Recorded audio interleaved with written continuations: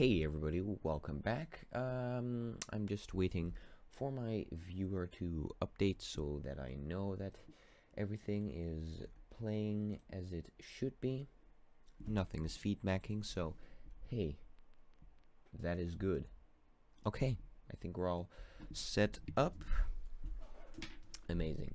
Hey everybody, welcome back with a new live stream. Now, you've probably read the title, which says Mocha Hitfilm Camera Solving, which I will be doing in this video. So what that means is that I will track a scene in Mocha, and then I will do a camera solve on that, which means that Mocha will calculate the camera movement. So if we put some object in 3D space, that means that we actually get to see the correct movement of the camera. So I have a clip here. It's not the best clip, but I shot this with the new tripod, by the way, so the motion is very smooth. Color is not completely correct, but I think we'll do a bit of color correction when everything is done. So I will apply the Mocha Hitfilm effect to the clip. By the way, Mocha Hitfilm is in Hitfilm Pro, or if you buy the Mocha Hitfilm add-on in Hitfilm Express, which is I believe $50, or at least that's what I think. Okay, so this is the Mocha UI. So as you can see, this just scrubs through the footage, and what I'll be doing is drawing an X-plane. So that's this over here, which I will draw roughly around the windows here. So something a little bit like this. Oh no, that's incorrect. Like this. So that looks about right. So now it's actually going to track the area around the windows. So I'll just click track forward. So as you can see, it is now tracking every frame for the movement, and you can see that it's actually tracking really well. Mocha Hitfilm is like the best tracker, at least for this 3D movement.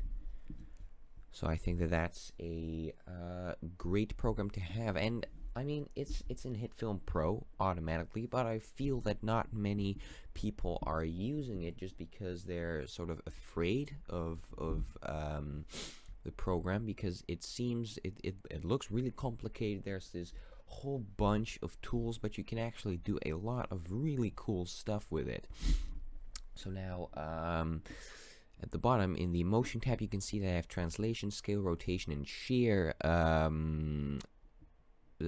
ticked over here, but I don't have perspective ticked. That is just because I was filming on a tripod. Now if I were to film handheld, I would have to have perspective ticked over here, but I was on a tripod, so that's nice. Large motion, because it's quite a large motion. Minimum percentage of pixels used is 90, and input channels luminance, that can just be set like this.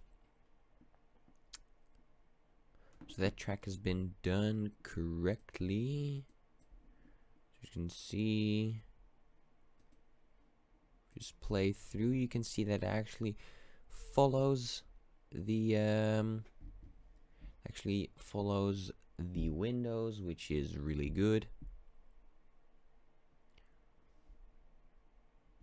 Okay, so that's fine. Now what I'll do is I'll take the lock, and I will turn off processing, which means that the next time I will start a track, it does not track this part again, because that's not necessary.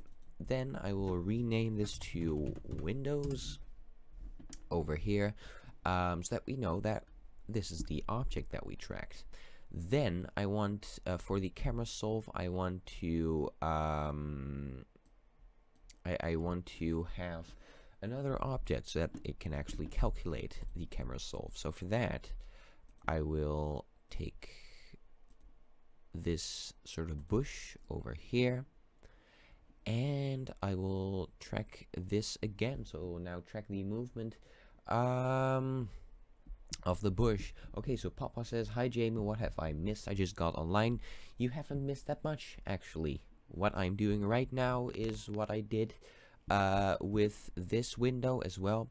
So what we're doing is drawing a basic shape around the object we're tracking. So first that was the window, so we draw this basic shape around it using the X-spline tool over here, and then we just track forward. And I did the same thing here. I drew an X-spline around here, and I click track forward. So that's what we were doing, so you haven't missed that much. I just started 5 minutes ago, so you know you haven't missed too much.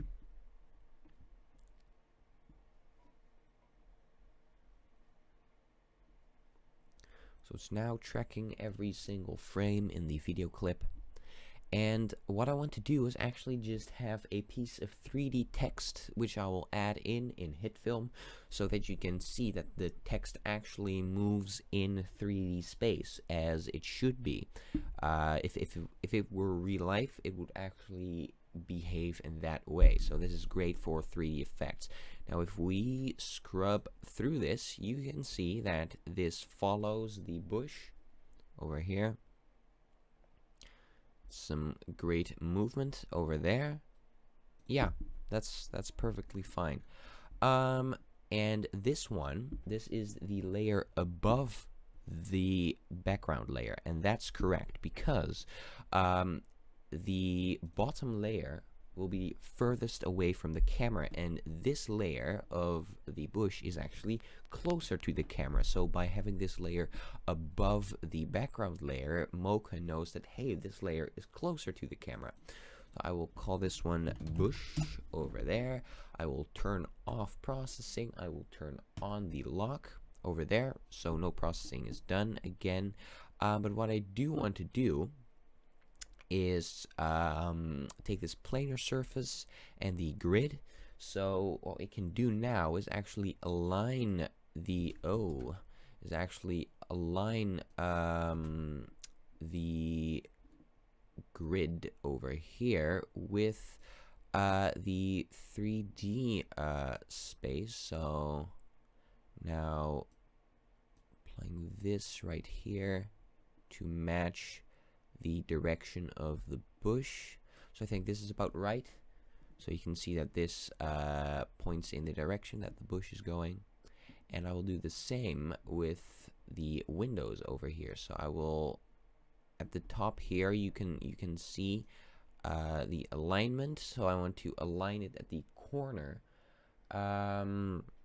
Okay, so Papa says, I was just going to ask about the grid and why it is needed. Well, this grid is actually used so that you can see how the corners, how this blue thing over here is aligned. So what we're doing here is aligning all of these points with the surface. So now you can see that this grid is actually aligned with the surface we were tracking, this row of houses. Okay, so Dane Anderson says, can we download the footage that you're using so we can follow along? I think that should be possible. I have it on my computer, so I can't do it now, but after this is done, I will upload it to my site, put a link in the comment section so that you can download it there. So to go back to the question Papa was asking, so this grid is actually aligned to the surface we were tracking, and if we go here, you can see that this grid is aligned to the bush over here. So you want these planes to be aligned properly with the object you were tracking. So, oh dear, that's not good. Why is it not going back?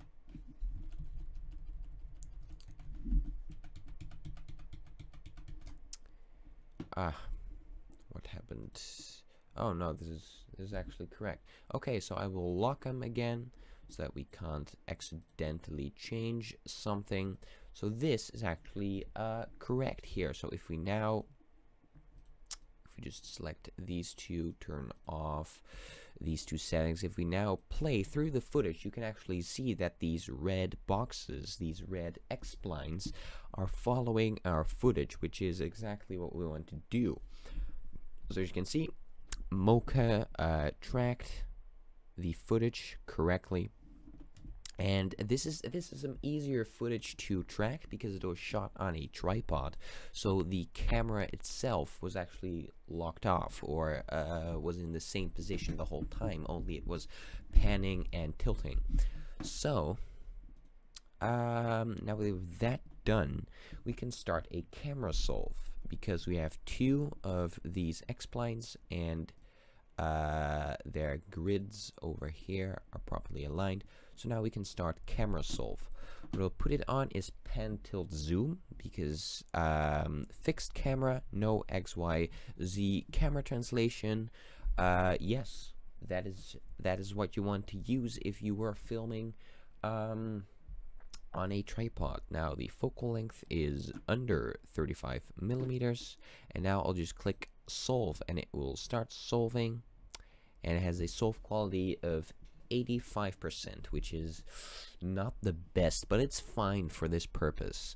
And then when we have a camera solve, I will just click export data. It says Hitfilm composite shot, that's correct, and then just click save, which will save on my desktop as solve over here. So now if we look over here, we actually have, wait, I'll just, this doesn't need to be saved. As you can see, we now have a solve, which is in a composite shot, but that's what we need. So what I'll do now is I can just shut down this composite shot. We don't actually need it. Then what I'll do is import composite shot, have this solve, and it starts off with this plane. Now looks blue and you think what's happening, but that's just the plane. The plane is yeah, the plane is attached to the camera. We can turn this off, but our footage is not in here. It's not actually taken into the composite shot, so we can put in the clip over here, and here we have a camera, but we also have a few points. We because I only selected the window while exporting this, it only exported the corner points of the windows over here and the center point, but we don't actually need these points for now, so I'll just remove that. So what we have is the clip and the camera. Now if I set my views to 2, so here we have the footage, and here you can see the camera. But if we play, you can see that the camera is actually following our shot. So we basically have a digital recreation of the camera, which I think looks pretty cool. So let me set my playback resolution to full. So I think this is actually pretty awesome that we have this. Now what you can do is so why would you want to have this? Well, you would like to have this when you are compositing something back into your shot, but you need it to move in 3D space. So if you're adding a 3D object, you want it to move in 3D space. Now I'll remove floor plane because I don't want that to show up. Then what I can do is create a piece of text. So I'll set this to 800 and text. That looks good. Then make it a little bit bigger. Center it. So I have this piece of text right here. Then I'll have extrude. By the way, if you have any questions about what I'm doing, you can just put it in the comment section. Okay, now it doesn't look too much of a 3D object, but that's because we don't have a light. So I'll call this one text, and then I will add a light. Now the light is currently behind the text. So I'll go into the transform properties, set it to 200, maybe a bit more. So now you can see that this is 3D text. Light.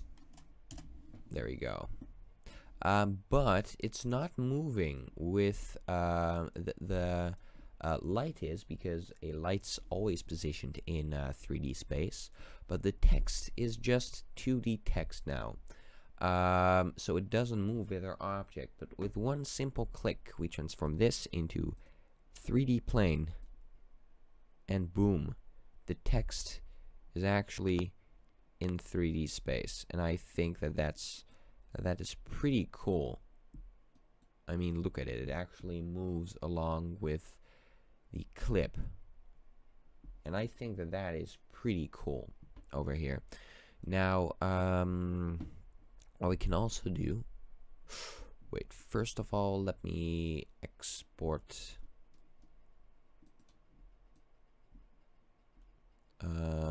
I'll go to 5, and I'll do this. We'll remove this one, and I will export this clip over here. So this will just export out the result. Venom Films has joined the chat, and he says hi. Hi there. Yeah. So now we just have to wait for the export to complete. And it is completed. That's cool. That was actually quite quick. So now if I close this off, Pro Exports. I mean, this is pretty cool. It's not the best. It has a little bit of drift, but I think that it is, like, the overall quality is pretty good. So I like that. Now I will open this up again, remove the text and the light. Now if we have a quick 3D over here, we have some things. We have a 3D Shockwave, and oh boy, that looks pretty cool. I mean, you have a 3D Shockwave. Maybe this could be used as a sort of portal. That would be pretty cool. So size could maybe be down to... Oh no, that's just how many particles. Never mind. Oh, it's the duration, of course. So let's say 4.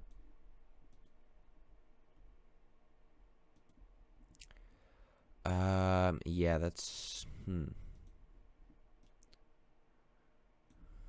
Flame... Ooh, we also have a ripple. That's pretty cool. Maybe... Ooh. Maybe I can do something cool with this. I'll just move this down to be aligned properly, or maybe have this a little bit up. So that's... Huh. So that's the particles. That's pretty cool. Oh boy, I love 3D tracking. Then, particles and simulation. Wait, no, I just want a particle simulator.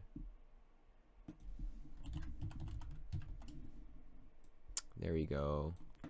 So I'm just starting up a new particle simulator, and as you can see, it also moves in 3D space, which I think is pretty cool.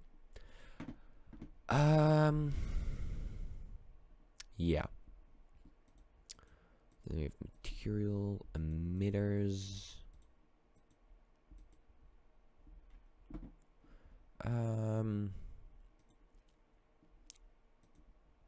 So we can change the shape, trajectory, random, cone. So what does this do? Oh, that actually, yeah, that makes sense. So random, cone, explode, implode, disk. Okay. Target. Now we'll just set it to random.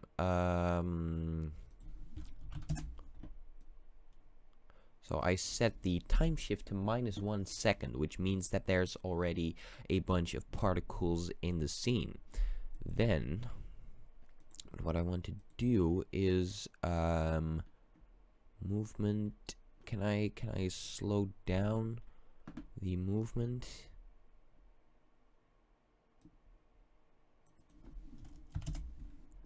Oh no. Set this to 200, 600. Also fine, and set. What if we?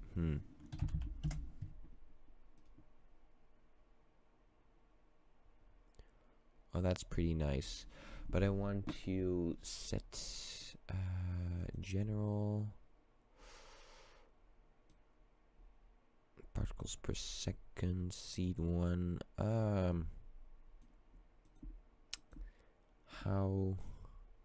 Why is the text not showing up?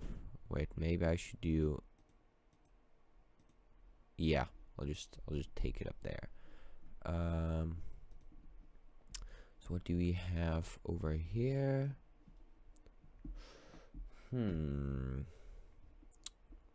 Where would that be? I would say under movement, but collision, bounce, friction, movement variation.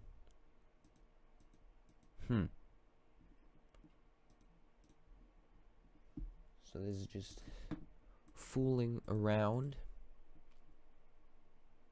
By the way, I'm not a professional in particle simulation, so this is, for me, this is also just fooling around.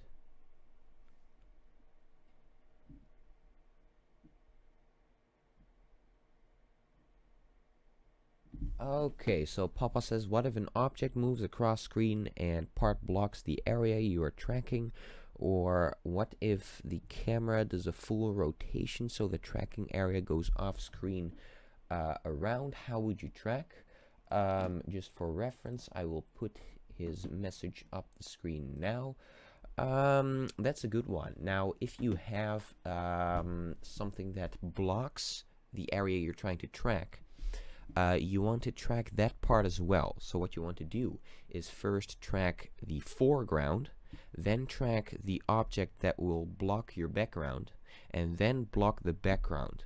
So because you already tracked the object, Mocha will know that it should not take that area into account while tracking the background.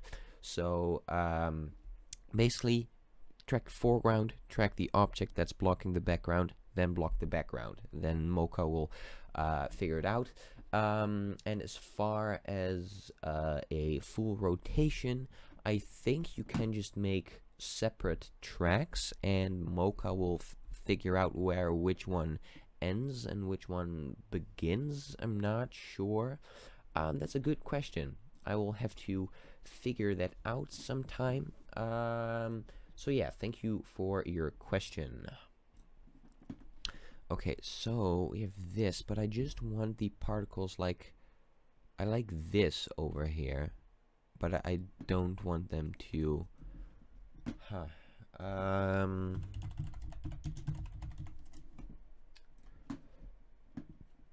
just, from the com/reference, I'm just pulling up the reference here,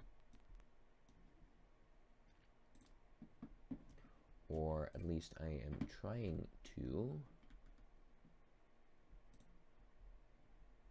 Yeah, search particle systems.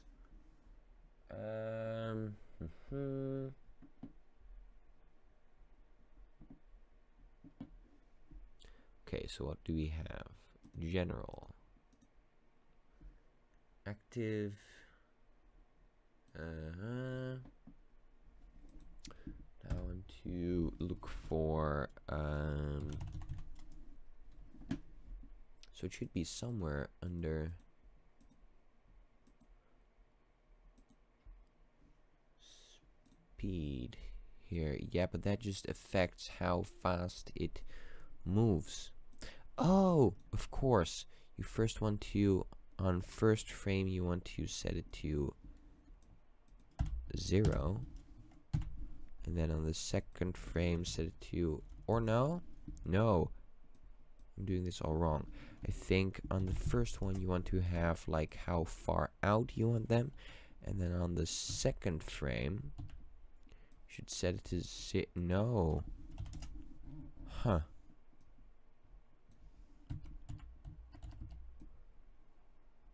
Or yeah, maybe, I forgot to set keyframes. Hey, that seems to work. No, it doesn't seem to work. Huh. Interesting. So again, I am not a professional in this, so I'm just fooling around with this. Because that is the speed.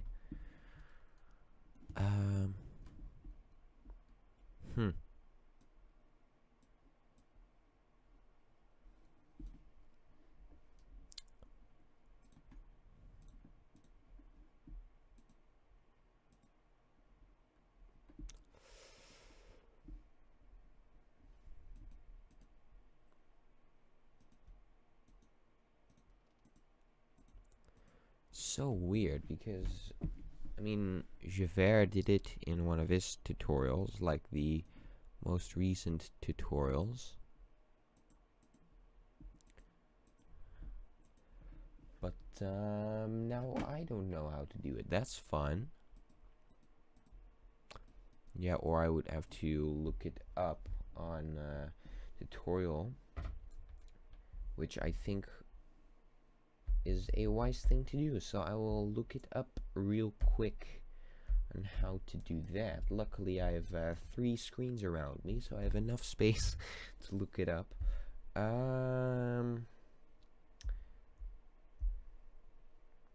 Because you know, it's quite an important thing.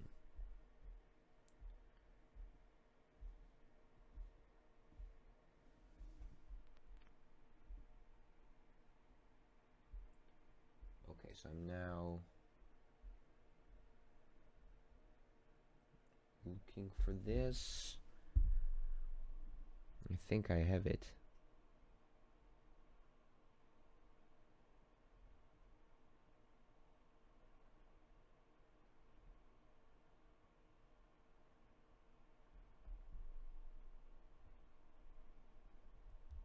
Okay, so first of all, I think I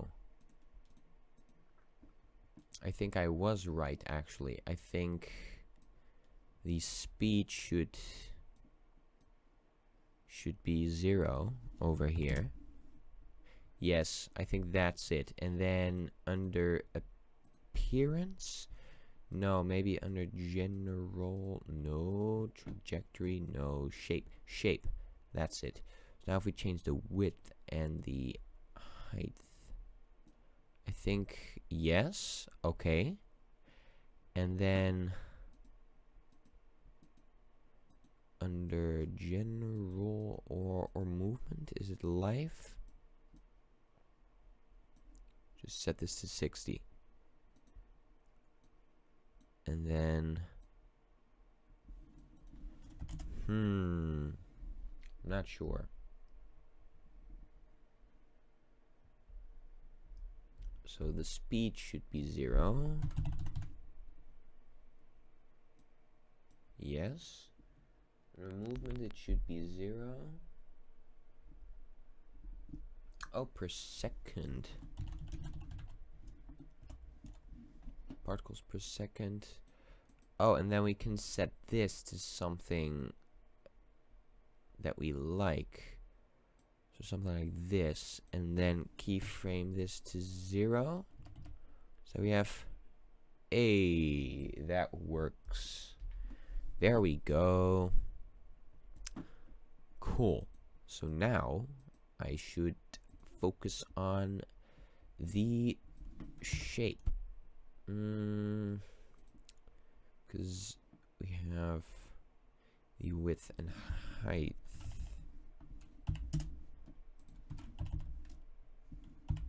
but I don't think the depth is somewhere. Oh, that's because it's not a 3D layer. Huh. So I have width and height.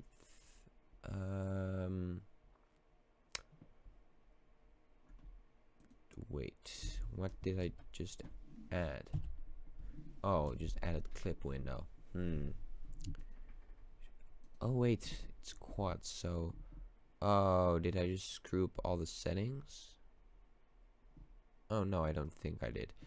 So then I'll just set this to 1000 by 1000 by 1000. So now we have a cube of particles. That's fun. Then under transform, I should be able to rotate this. Oh wait, that Oh, I should just rotate the emitter. Okay. So that stays over there. That's correct, but I want this to move with the walkway. So then I think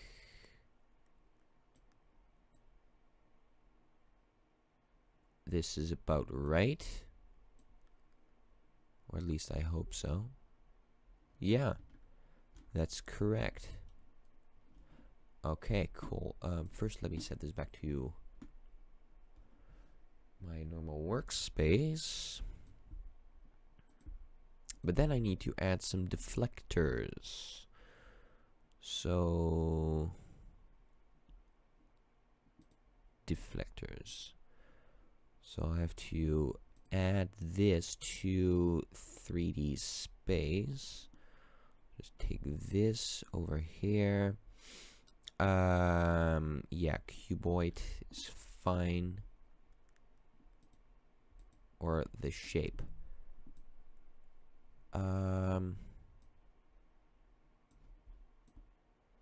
So I'll have to set this to be the shape of the hedge,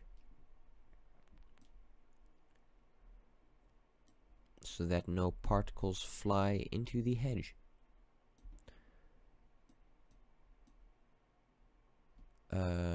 So I guess something like this.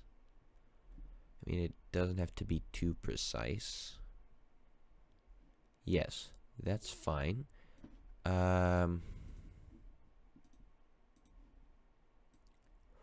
Is there any particles flying? So what does this deflector do? Does it actually work? What's over here? Active. Yeah, I think it works, but not 100% sure right there.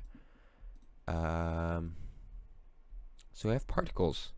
That's nice. Cool. So I have the particles all done. What really bugs me is that the names are not correct. Yeah. So that's the particle simulator. Okay, so Phantom Films asks, what are you doing? Well, I just added in a particle simulator, which keeps these particles in the air. So now I want to do some fun stuff with this. But first, I think that a grade would help, or no, just on the clip itself, I think. So color correction. By the way, the sky is very bland, so maybe I can do a sky replacement with that. That might be a little bit too complicated to do in this one live stream. So then I will have, where is it, crushed blacks and whites, to add a little bit of contrast. Yes. Then a curves effect and hue, saturation, lightness to saturate this a bit. And nah, this can stay the same, just add a little bit of saturation over there. Okay. Then what I will be doing, that will be better on a grade over here, is under color grading, is add the cine style, which I think looks pretty cool. So what should we have as particles? Maybe maybe under particle systems, appearance, built in. Oh, that's cool. Oh, that's very awesome. That's really neat. We have some built-in stuff. We have some embers, drizzle, debris. Huh.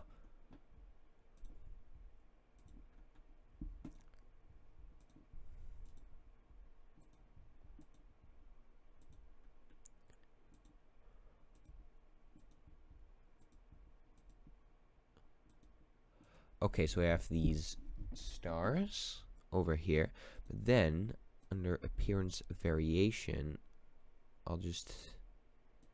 Why can't I see? Why is the space so big? That doesn't make any sense why it should be this big.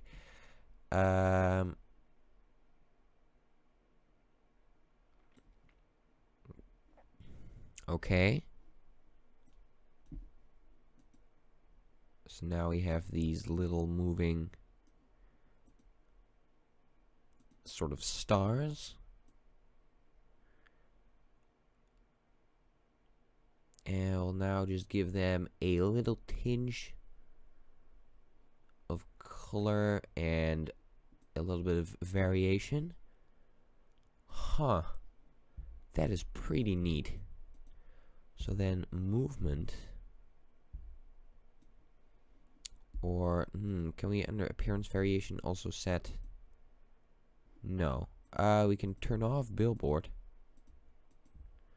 Although I don't think that's really necessary. Okay. Then movement.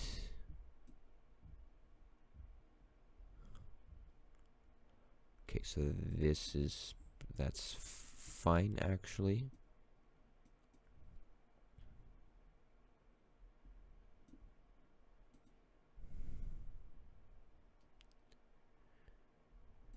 So what if we set this to 1? Okay, so then they slowly flicker out. Okay, so Hitfilm Academy says hi. Hello. Movement variation. Maybe we can... Wait, why are these particles, or at least appearance, why is this 3D? Or why is it 2D? I mean, 3D is also possible.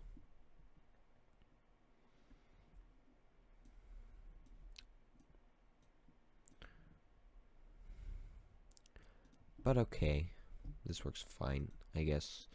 What do we have more? We have smoke. We have plasma trail, flame band. We have numbers. Whoa. Missile smoke, fog.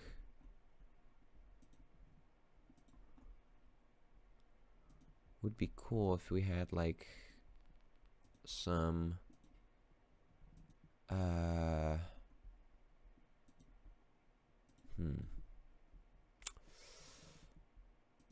what's really neat?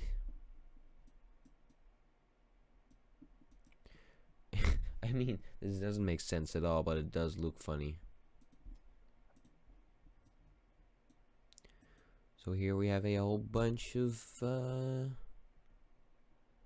things floating around in 3D space. So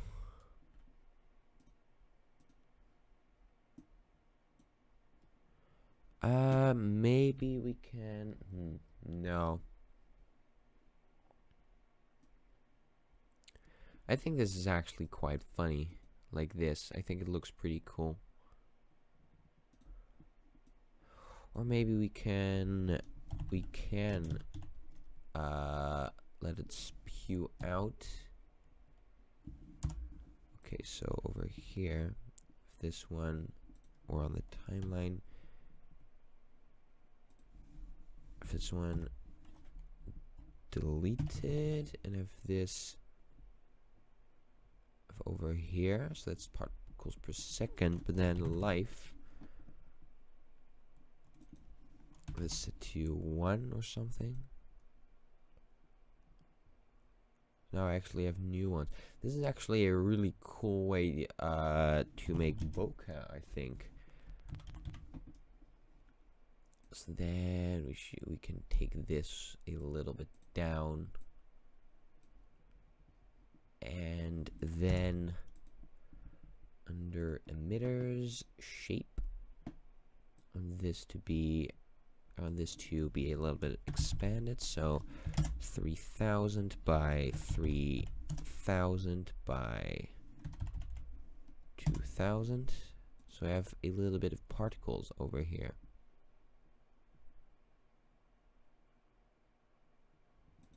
Okay, maybe I do want the per second to be set. Turn this one down. So now we have. Oh wait, what? Oh yeah, I turned down the lifespan, right? Yeah. So if we pull this up, okay. So Small Town Cinemas says, "Hey, what are you creating?" Well, I'm just trying out some things with 3D tracks. So what I did is I created a 3D track in Hitfilm Mocha, or Mocha Hitfilm, I should say. And now I'm applying stuff to it. So as you can see, I here have a particle simulator, which I let it create some particles, which I feel like they're looking a bit like bokeh, which I think is pretty funny. So now we have these 3D particles floating around in space, and I think that this is pretty much what I'll create for this live stream. So I will think that I will round it off. So how should I call this? 3D test 1. And I think this is what I'll leave it to in this episode. So okay, so Small Town Cinemas is awesome. I got Hitfilm Pro for the holidays, and I intend to do something with Mocha. Okay, that's cool. I will stop the stream now. So if you go back to the beginning of the stream, I will show you how I create a camera solve. So how I made sure that if I go here in the view, that Hitfilm actually knows the position that my camera was in. As you can see here, this is actually a 3D representation of my camera. So once I stop the stream, and if you go back, then you can see it. So thank you guys so much for watching, and I'll see you next time with a new episode. Bye bye.